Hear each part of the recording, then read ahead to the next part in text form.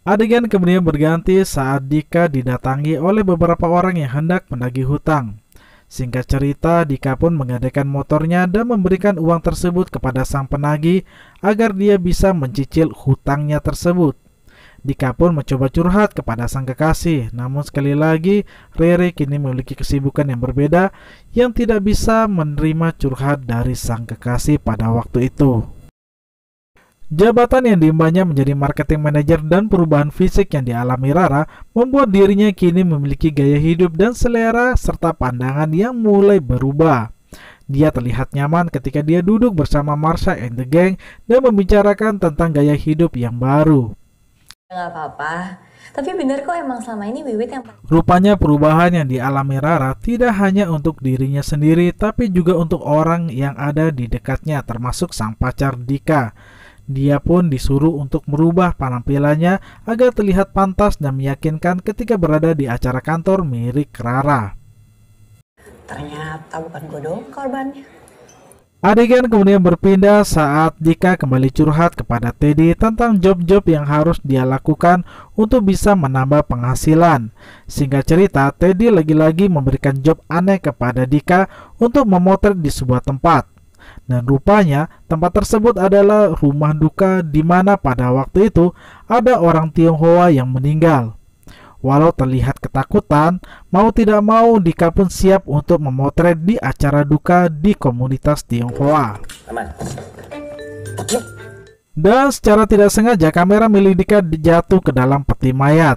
Ketika anggota keluarga melihat ada kamera di dalam peti mayat, Teddy mencoba untuk mengatakan bahwa mayat itu memiliki hobi fotografi dan menginginkan kamera ada di dalam peti mayat. Ada-ada saja. Mau selfie aja, Adegan selanjutnya berganti kepada Rara yang sedang bersiap-siap menuju ke sekolah di mana biasanya dia dan pacarnya mengajar. Waktu itu dia berpamitan dengan ibunya dan seluruh teman-teman ibunya yang datang di rumahnya. Rara meminta Dika untuk datang ke sana dengan menggunakan taksi, sementara Dika lebih memilih menggunakan motor karena kondisi jalanan yang macet dan tentu saja akan telah sampai di sana. Singkat cerita, benar saja Rara telah datang ke sekolah tersebut. Dika sendiri yang mengajar di sekolahnya. Beruntung anak-anak masih menerima Rara yang telah datang ke sekolah dengan penampilan yang sudah jauh berubah. Sebentar lagi mau ada apa? Ada yang ulang tahun. Hari berganti pada keesokan harinya saat Rara menghadapi hari istimewa dalam hidupnya, yakni berulang tahun. Ibu, adiknya, Dika, bahkan ibunya juga mengucapkan selamat ulang tahun kepada Rara untuk ulang tahun yang sangat spesial. Mama kasih kamu jabatan di Sementara itu, scene berpindah ke kantor Rara, di mana dia sedang ditegur karena kinerja dan output perusahaan yang menurun. Calvin pun kecewa dengan kinerja Rara pada waktu itu. Dan secara tidak sengaja, Marsha mendengar saat Calvin sedang menegur. Dia pun semakin berencana untuk membuat Rara semakin tidak fokus dengan kinerjanya dengan cara membawanya bersenang-senang dengan minuman di sebuah kafe.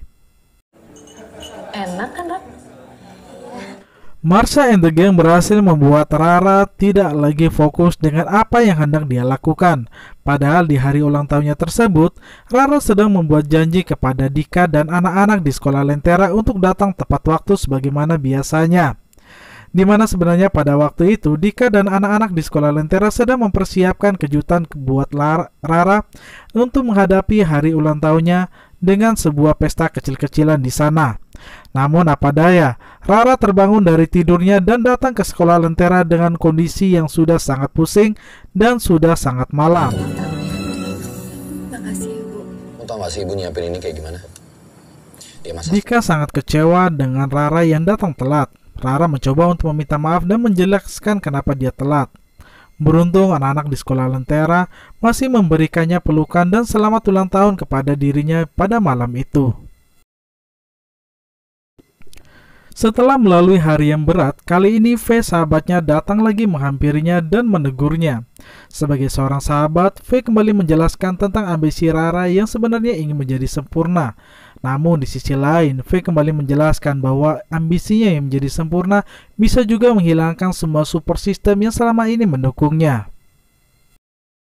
Kok kayak gini terus kita bisa bubar? Campaign kita sudah makan. Dan benar saja di rapat karyawan, Rara dianggap sebagai orang yang bertanggung jawab atas penurunan kinerja perusahaan.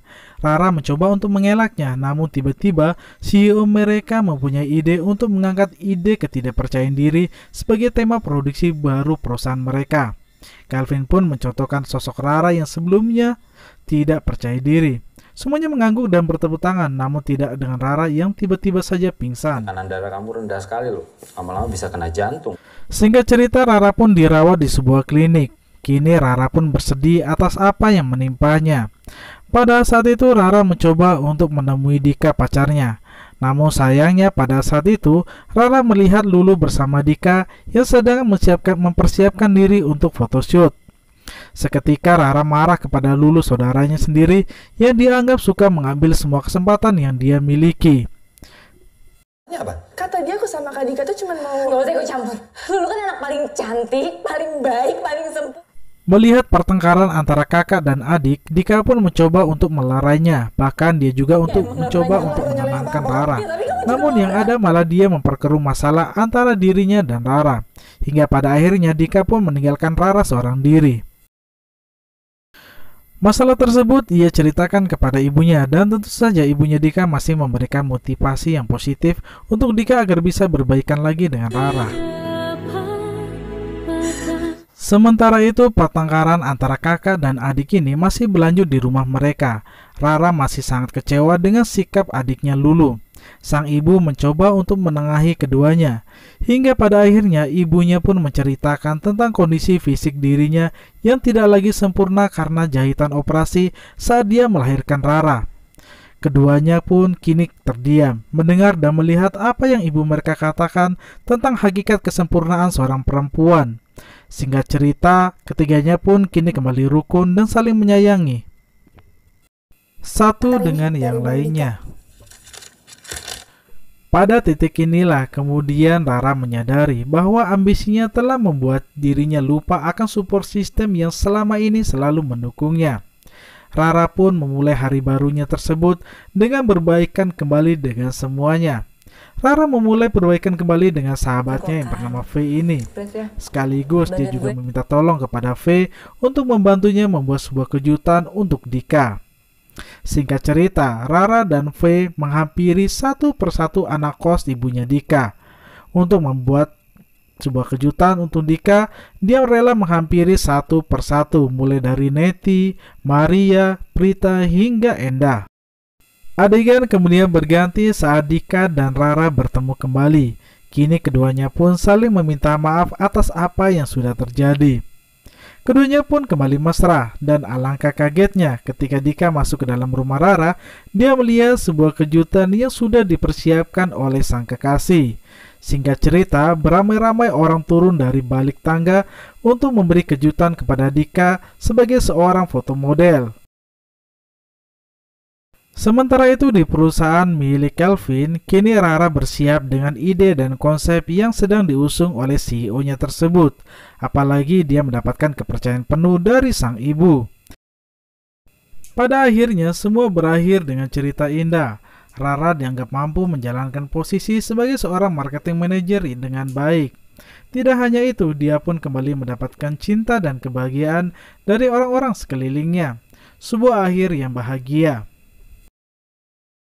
Dan terima kasih untuk kalian semua yang sudah menonton review film kali ini dari awal hingga akhir. Berikan like dan komentarnya di kolom komentar. Dan sekali lagi saya ucapkan terima kasih. Sampai jumpa di konten Ruang Selfie selanjutnya. Bye bye.